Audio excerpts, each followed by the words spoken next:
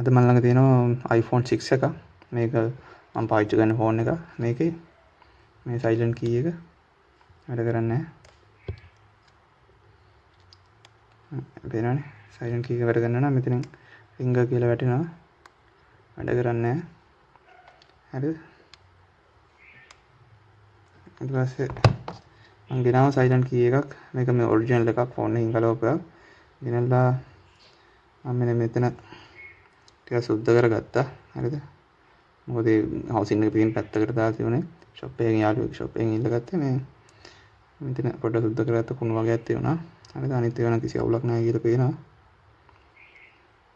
අපි එහෙනම් අද යම් බලන්න මේක මාරු කරන්නේ කොහොමද කියලා 6 එකේ. හරිද? කවයි ගලව ගන්නවා.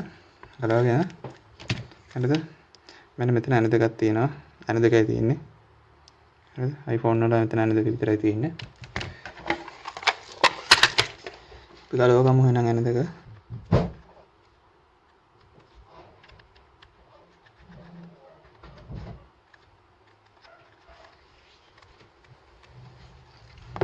ඊට පස්සේ මම මේ ගලවන කලින් මේක මම කලින් ගලවලා නැහැ.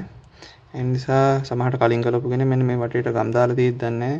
සමහර අය ගම් දානවා. ඒ නිසා මම විනාඩි භාගයක් තප්පර 50ක් විතර මේක එදාර මම ඔයාලට ඩිස්ප්ලේ කරන වීඩියෝ එක පෙන්නුවා. මම ඉතින් දැන් මේක පෙන්වන්නේ නැහැ මැෂින් එකේ. ඒකට දාලා මේ පොඩ්ඩක් හීට් කර ගන්නවා. හරිද? මේ සමහර අය ගම් දාලා තියෙන්න පුළුවන්. ඒතකොට නැත්නම් ගම් දාලා තියුණොත් එහෙම මම මේක ඇද්දාම මේ වටෙන් කැඩෙන්න ඉඩ තියෙනවා. ඒකින්ද විනාඩි භාගයක් විතර මේක අවශ්‍යම නැහැ සාමාන්‍ය ඩිස්ප්ලේ. මේක ගම් දාලා නැහැ. හරිද? මේක ගම් දාලා නැහැ. මේ පේනවා මේ. ගම් දාලා නැහැ. හරිද? මේක ගැන දෙක ගලපුවාම මේක ගලවුණා. ඒකයි මම එකකින් දැනගත්තේ. මේ ඔයාලා iPhone එකක් උනක් ගලවද්දි පොඩ්ඩක් මේ වටේට ගම් දාලා තියෙනවා. පොඩ්ඩක් අර මැෂින් එකෙන් හිට් කරගන්න. මේ සාමාන්‍ය හොට් ගන්න නම් අල්ලන්න එපා. හොට් ගන්න අල්ලපු ගමන් ඩිස්ප්ලේ කහ පාට වෙනවා. හරිද? ඒකෙන්ද හොට් ගන්න අල්ලන්න එපා. මෙන්න මේකේ ලොක් තියෙන්නේ. හරිද? එහෙනම් අදරද්දි ලොක් ටික පණේවි. හරිද? මේ මතක තියාගන්න 6 එකේ මෙන්න මේ උඩ පැත්තෙන් තමයි 6 7 වල වගේ මේ උඩ පැත්තෙන් තමයි ලොක් එක තියෙන්නේ. මේ අස්සර බහින එකක් තියෙන්නේ. අනිත් ඒවායි අලුත් ඒවායි මේ පැත්තෙන් තියෙන්නේ. ඒ නිසා මම වටේ ලොක් ටික පන්නලා ගත්තා. හරිද? මතක තියාගන්න මේ ෆෝන් එක ඔෆ් කරලා ඉන්න. මට ෆෝන් එක ඔෆ් කරන්න අමතක වුණා. ෆෝන් එක ඔෆ් කරලා මේ SIM tray එක ගලව ගන්න. හරිද? ටික අරගෙන ගලවන්න. මට පොඩ්ඩක් අත අමතක වුණා. මම වෙන සීයක අද වැඩ කරේ. ඉතින් අනිවාර්යයෙන් වැඩ කරද්දී ඔළුව පොඩ්ඩක් නිකන් දෙන්න ඕන. අන්න මෙහෙම උස්ස ගන්න. මේ පේනවනේ කිසිම ගම් පොඩ්ඩක්වත් නැහැ. හරිද? මේක නොදන්න කෙනෙක් කියලා හයි කරා නම් අනිවාර්යයෙන් මෙතන ගම් දානවා. ඒකයි මම ඔයාලට කිව්වේ. ඊට පස්සේ මේක මතක තියාගන්න. දැන් මේ යට ඇන දෙක ගලවන එකකින් ගලවන්න පුළුවන්. ඒ ඇන දෙක විතර. ඊට පස්සේ මල් එක තමයි ඕන. මල් එකෙන් මුලින්ම බැටරිය ඩිස්කනෙක්ට් කරගන්න. හරිද? ඒ ඇන වලට අනිවාර්යෙන් හරියන මල් එකක් දාන්න. නැත්නම් එන සවුත් වෙනවා. මෙහෙම ගලවගෙන ඩිස්ප්ලේ ගලවන්න කලින් බැටරිය ගලවගෙන ඉන්න.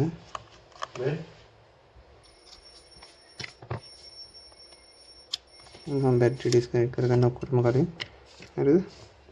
ඊට පස්සේ ඔක්කොටම ඒ වගේම මේක මම ඩිස්ප්ලේ එක ගලවලා පැත්තකින් තියා ගන්නවා. නැත්නම් මේක මම හරියුණත් එහෙනම් ඩිස්ප්ලේ එක ඔක්කොම වැඩිවට පාඩු. මෙන්න මේ ප්ලේට් එකම උස්සද්දි පොඩ්ඩක් බලාගෙන ඊට පස්සේ මත තියන මෙන්න මෙහෙම මේ උඩ පැත්තෙන් තමයි උස්සන්න ඕන. හරිද? මොනම ටොක් ගාලා පණේවි. හරිද?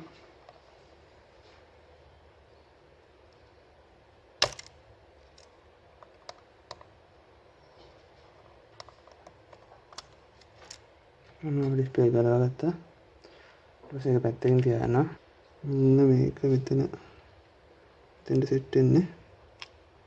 ඒ කියන්නේ අපි බැටරිය විතරයි ගලවන්න ඕන. බැටරියට තමයි තියෙන්නේ. හරිද? ඒකින්ද බැටරිය ගලවද්දී අනිවාර්යයෙන් මෙන්න මේ වගේ ටූල් එකක් පාවිච්චි කරන්න. ප්ලාස්ටික් ටූල් එකක් පාවිච්චි කරන්න පුළුවන් නම් ගොඩක් හොඳයි. ඒ කියන්නේ බැටරිය කිසි කරදරයක් වුන්නේ නැහැ. හරිද? ඊට පස්සේ මෙන්න මේ රිබන් එක තමයි අපි ගලව ගන්න ඕන. හරිද? මේ යට මේක ඇලිලා තමයි තියෙන්නේ. උස්ස ගන්න. උස්සගෙන ඉරලා මෙන්න මේ දෙපැත්තෙන් යන දෙයක් තියෙනවා. මල් වෙන දෙකක් තමයි තියෙන්නේ.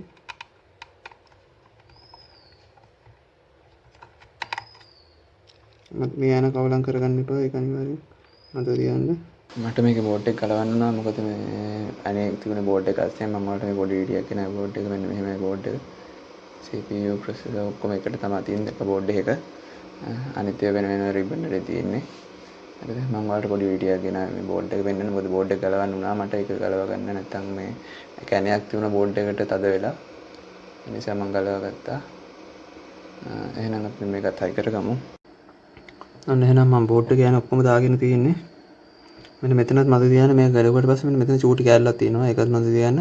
මෙන්න මෙතන චූටි කෑල්ලක් තියෙනවා. හරිද? ඒ දෙක වෙනම හයි කරන්න ඕනේ. මේක අස්සර දාලා ගලවද්දී බලා ගන්න. අන්න එතෙන් දෙකේ කෑල්ල දෙකක් තියෙනවා. ඒ දෙක අමතක වෙනවා. හරිද? ගලවද්දී පේන්නෙත් නැහැ. ඒක හයි කරද්දී පේන්නෙත් නැහැ. ඒ නිසා මත තියාගන්න ඒ දෙක.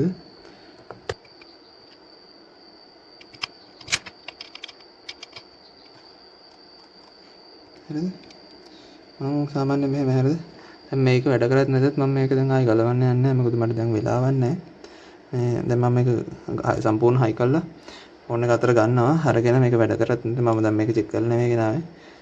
මේක වැඩ කරද නැද්ද කියන්නේ මම හරියට දන්නේ නැහැ. මොකද මේ ඒ නිසා වැඩ කරත් නැතත් මම දැන් මේක ගලවන්නේ. ඒ නිසා දැන් මම මේක කම්ප්ලීට් හයි කරලා ඉවරලා අවුලක් වුණොත් ආයෙ පස්සේ ගලවනවා. පස්සේ ගලවලා හැමිස්ලරි හදනවා. මොකද මම දැන් වීඩියෝ එක මම දැන් ආයෙ ගලවන්නේ කිව්වොත් වීඩියෝ එකක් දික් වෙනවා. ඒ නිසා දැන් අපි ඩිස්ප්ලේ එක තියලා මුලින්ම දැන් ඩිස්ප්ලේ එක දාගමු. අනිත් තැන ඔක්කොම හරි. මේ පොඩ හොල්ලලා බලන්න නපුරවත් හෙල්ලනවාද කියලා හෙල්ලෙන්නේ නැහැ. දැන් ඩිස්ප්ලේ එක දාගමු. සෝරි ඩිස්ප්ලේ එක දාන්න කලින් බැටරිය තියාගමු.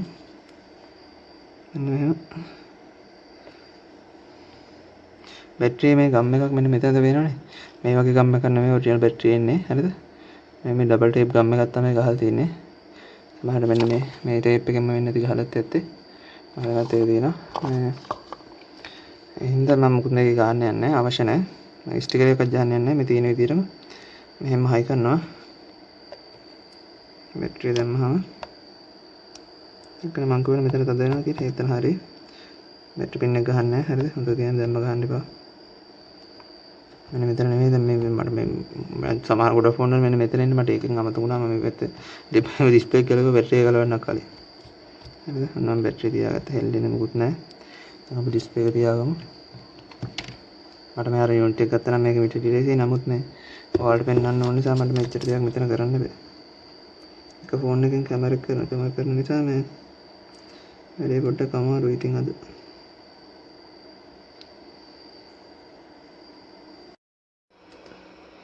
ඩිස්ප්ලේ එක හයි කරගෙන ඉවරයි. අපි දැන් ආක ඔන් කරගමු. වැරදිලා හරි පවර් බටන් එකකින් ඔන් නැතුනොත් ඔයාලා අනිවාර්යෙන් මේක පොඩ්ඩක් charge එකට ගන්න. charging cable එක කනෙක්ට් කරන්න. එතකොට මේක ඔටෝ ඔන් වෙවි. මොකද මේක බැටරිය ගලවපු නිසා සමහරට මේක තද වෙන්නේ නොවන ගතියක් තියෙනවා පවර් බටන් එකට. ඒ නිසා එහෙම අවුලක් වුණොත් ඔයාලා මේ අනිවාර්යෙන් charging cable එක කනෙක්ට් කරන්න. එතකොට මේක ඔටෝ ඔන් වෙයි. ඊට පස්සේ දෙසරයක් තුන් සැරයක් ඔයාලා රීස්ටාර්ට් කරාම පවර් බටන් එක හරියනවා. සමහර වෙලාවට බැටරිය ගලවුවම වෙන අවස්ථා තියෙනවා. ඒ නිසා එහෙම අවුලක් වුණොත් මේ අනිවාර්යයෙන්ම charging cable එක plug කරන්න. මම නම් මගේ power bank එක ගහනවා. ඒකට පස්සේ ඔයාලට වෙන්නේ මේක ඔන් වෙනවා. මේ ඊට පස්සේ ආයෙ දෙසරයක් විතර රීස්ටාර්ට් කරාම මේක ඉබේම හරියනවා. හරිද? එහෙම අවුලක් වුණොත් ආයෙ ගලවන්න යන්න කලින් අනිවාර්යෙන් මේ power cable එකක් ගහලා බලන්න. ඒතර ෆෝන් එක ඔන් වෙවි. මේ ෆෝන් එක ඔන් වුණා. දැන් අපි චෙක් කරලා බලමු හතුපක වැඩද කියලා. චෙක් කරලා බලලා ඊට පස්සේ මට පුළුවන් මේ මට SIM card එහෙම තාම දාගෙන නැහැ. මට පුළුවන් ඊට පස්සේ ඒක චෙක් කරලා අනිත් සම්පූර්ණ කම්ප්ලීට් හයි කරගන්න. ටච් එක සමහරලාට ඔන්නෝම ගලවුවා ටච් එක පොඩ්ඩක් එහෙම වෙන අවස්ථාවල් තියෙනවා. ඒව ඊට පස්සේ රීස්ටාර්ට් කරාම හරියනවා. හරියට මොකද ඩිස්ප්ලේ ටච් ප්ලග්ස් එහෙම ගලවුවට පස්සේ එහෙම වෙන්නේ. දැන් මගේ ලෙඩේ හරි. බටන් එක වැඩ ගන්නවා. ඔයාලට පේනවනේ. මම මේක චෙක් කරන්නේ නැතුව ගෙනාවේ නමුත් බටන් එක වැඩ ගන්නවා. එතකොට මගේ රිපෙයාර් එක සාර්ථකයි. හරිද? එහෙනම් මම දැන් මේක ගලවලා ඊටු කැල ටික හයි කරගන්නම්. ඔයාලා දැක්ක මම අද කරපු විදිය. එහෙනම් ඔයාලා මොන හරි ප්‍රශ්න තියෙනම් කමෙන්ට් කරන්න. මගේ ෆෝන් එකෙන් දැන් කිසිම අවුලක් නැහැ. එතකොට ඒ දේවල් ටික ඔක්කොම හරි. දැන් මම මේක ඉතුරු ටික හයි කරගන්න තියෙන්නේ. මම ඕෆ් කරගෙන ඉතුරු ටික හයි කරගන්නවා. ඇතුළේ තව කැලි හයි කරන්න තියෙනවා. ටික මම හයි කරගන්නවා. එහෙනම් ඊළඟ වීඩියෝෙන් හම්බ වෙනකම් මම ගිහින් මොන හරි තියෙනම් කමෙන්ට් කරන්න. මම ඊළඟ වීඩියෝ එක මොකද කරන්න කියලා මට මතක නැහැ. තාම කිසි අයිඩියා නැහැ. එහෙනම් YouTube channel එක subscribe කරන්න. එහෙනම් අපි ඊළඟ වීඩියෝෙන් හම්බ වෙමු.